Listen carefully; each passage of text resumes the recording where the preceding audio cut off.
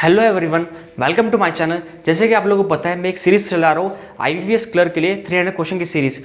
IPS clerk के लिए काफ़ी इंपॉर्टेंट सीरीज है, वो वहाँ पर जाके आप लोग देख लीजिए कि simplification, approximation, number series, data interpretation, सारे बेसिक टॉपिक मैंने आप लोगों के अंदर कवर करा चुके हैं। ठीक है, तो आज मैं एक रीजनिंग का टॉपिक ले रहा हूँ, पजल। काफ़ी इंपॉर्टेंट टॉपिक है, इसका 10 मार्क्स का वेटेज एग्जाम्स के अंदर, मिनिमम 10 मार्क्स का, मैक्सिमम 15 मार्क्स का। ठीक है, काफ़ी इंपॉर्टेंट टॉपिक है। पजल्स के मैं सारे वेराइटीज आपको करा चुका हूँ। सर्कल बेस्ड पजल पढ़ा चुका हूँ, फ्लोर बेस्ड पजल पढ़ा चुका हूँ, फेसिंग नॉर्थ फेसिंग साउथ वाला पजल पढ़ा चुका हूँ आप लोगों को, बॉक्स रेक्टेंगुलर बेस्ड पजल पढ़ा चुका हूँ, बॉक्स बेस्ड पजल पढ़ा चुका हूँ। ठीक है, तो उसी तरह एक मैंने पजल लिया है, सर्कुलर बेस्ड पजल लिया है। ठीक है, काफी इजी है, बस अनसर्टेन है। ठीक है, 8 person are sitting in a circular table in such a way that some are facing toward the centre and some are facing out the centre. ठीक है, बस इतना ही बोला है कि एक सर्कल में 8 जन बैठे, कुछ लोग अंदर के तरफ देख रहे हैं, कुछ लोग बाहर की तरफ देख रहे हैं। ठीक है, तो हम लोग हमेशा इसके अंदर दो पॉसिबिलिटी ड्रॉ करके रखने की चाहिए। ठीक है, इसके अंदर हमेशा हमें दो पॉसिबिलिटी ड्रॉ करके रखनी चाहिए ताकि आप लोगों को एग्जाम्स के अंदर काफी बेनिफिट हो। ठीक है, तो ये फर्स्ट पॉसिबिलिटी, ये सेकंड पॉसिबिलिटी। ठीक है, पहले क्वेश्चन प्रॉपर्ली रीड कर लेते हैं, उसके बाद हम लोग इसके अंदर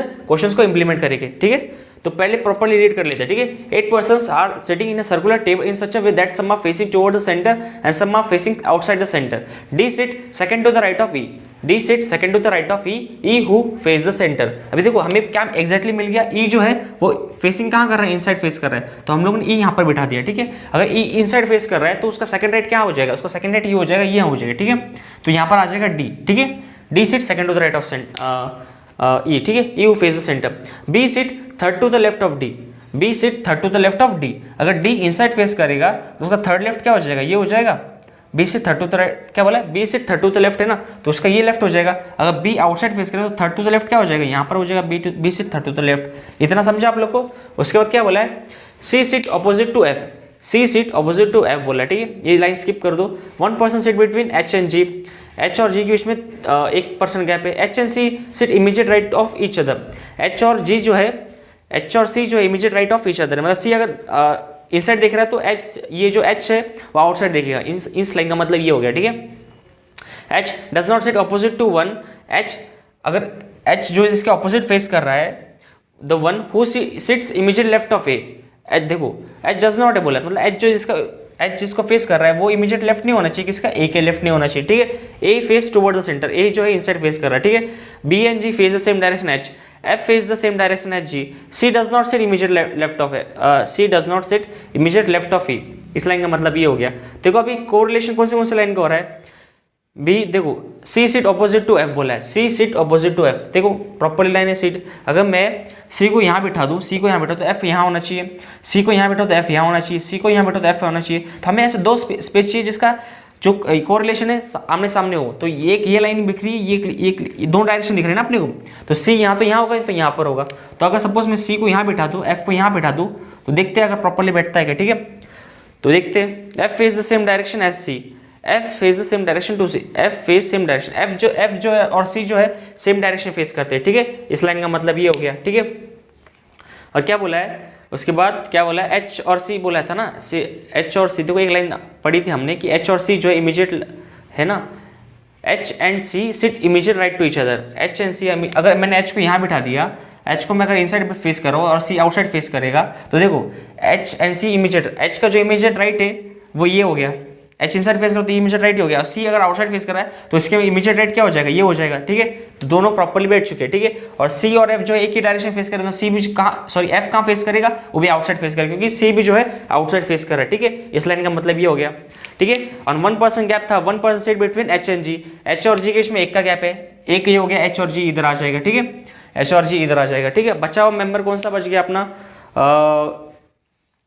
क्या कोई बचा है क्या, देखो B and G face same direction H, B और एच जो फेस का डायरेक्शन करे वही एच भी कर रहा है। ठीक है, बी और जी जो और एच, तो एच अगर इनसाइड फेस करा तो बी भी इनसाइड फेस करेगा और जी भी इनसाइड फेस करेगा, और जी तो तीनों जो है इनसाइड फेस करे। देखो क्या लाइन का मतलब क्या है, B and G face same direction to H, B देखो बी और जी जो डायरेक्शन फेस कर रहे हैं वही डायरेक्शन में एच भी फेस कर रहा, तो बी और जी जो इनसाइड फेस करेंगे तो एच भी जो इनसाइड फेस कर रहा था। ठीक है, तो इसका मतलब ये हो गया। अभी ये जो मेंबर रहेगा वो क्या करेगा, आउटसाइड फेस करेगा। ठीक है, यहाँ जो मेंबर रहेगा वो आउटसाइड फेस करेगा। ठीक है, तो प्रॉपर्ली वापस रीड कर लेते हैं, उसके बाद देखते हैं। ठीक है, 8 persons sitting around a circular table in a such a way that some are facing towards the center and some of them facing outside the center. D sits second to the right of E. E के second right में D बैठा है, ई inside face कर रहा है, D यहाँ पे बैठ गया, E who facing the center, इसके वजह से हमें क्लू मिल गया। B sit third to the right of D, B sit third to the right of D, B इस साइड फेस करा तो थर्ड राइट ये हो गया, ठीक है। B sit third to the left है ना, तो ये लेफ्ट हो गया। C sit opposite to F, C जो एफ के ऑपोजिट बैठा है, ठीक है। 1 person seat between H and G, H और जी के बीच में 1 पर्सन का गैप है, ये भी बैठ गया। H and C sit immediate right to each other, H और सी दोनों के इमीडिएट राइट होनी चाहिए। एच अगर इनसाइड फेस करा तो सी उसका इमीडिएट राइट है, सी अगर आउटसाइड फेस करा तो एच उसका इमीडिएट राइट है। इसका मतलब ये हो गया, ठीक है। H does not sit opposite to the one who sit immediate left of A. अभी देखो एच जिसको फेस कर रहा है वो इमीडिएट लेफ्ट नहीं होना चाहिए ए का, तो ए इधर आ जाएगा, ठीक है। और ए जो है इनसाइड फेस कर रहा है, ठीक है। ए भी जो है इनसाइड फेस कर रहा है, यहाँ पे एक लाइन थी ना, A is facing inside the centre, A face towards the centre, मतलब ए इनसाइड फेस कर रहा है, ठीक है। उस लाइन का मतलब ए इनसाइड है। F face the same direction as C, F और सी जो है सेम डायरेक्शन फेस कर रहा है, आउटसाइड, ठीक है। इस लाइन का मतलब ये हो गया, ठीक है। तो इसी तरह हमारा जो प्रॉपरली हो गया है क्वेश्चन सॉल्व। अभी इसके ऊपर कुछ मैं 3 क्वेश्चन लिए, वो क्वेश्चन सॉल्व करते हैं। Who among the following sit second to the left of A, A अगर इनसाइड फेस करो तो सेकंड लेफ्ट क्या हो जाएगा, एफ हो जाएगा।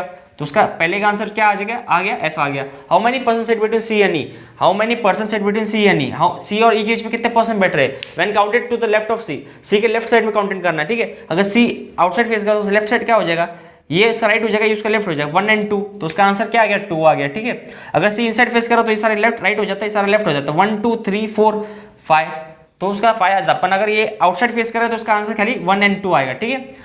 How is B related to H, B का रिलेशन एच के साथ क्या है, बी का रिलेशन एच के साथ क्या है, बी इज 1 2 3, तो ऑब्वियसली बात है second to the right of B second to the right of क्या है, बी और एच का रिलेशन ना, बी और एच का, तो B is second to the right of, sorry 2 का गैप है ना, तो B is third to the right of H, B is third to the right of H, B is third to right of H, either B is third to the right of H, either B is fourth to the right of H. देखो 1 2 का gap है H और B के बीच में, तो और obviously बात है एच इनसाइड फेस कर रहा है, तो एच का बी का रिलेशन पूछा है एच के साथ, तो एच जो इनसाइड फेस कर रहा है तो बी का रिलेशन क्या हो जाएगा, 1 एंड 2, तो ऑब्वियसली बात है जो इनसाइड फेस कर रहा है तो ये इनसाइड फेस तो ये लेफ्ट हो जाएगा, ये राइट हो जाएगा, तो फर्स्ट सेकंड और थर्ड, तो थर्ड टू द राइट। अगर इस साइड से पूछे तो first second third fourth fifth, तो फिफ्थ के बाद क्या आ जाता, तो फिफ्थ के बाद आ जाता 6 टू द राइट, तो क्या आता 6 टू द राइट। अगर इस साइड से पूछा तो 6 टू द लेफ्ट पूछता, यहाँ से 6 टू द लेफ्ट होता, यहाँ से सेकंड टू द, यहाँ से थर्ड टू द राइट आता, ठीक है।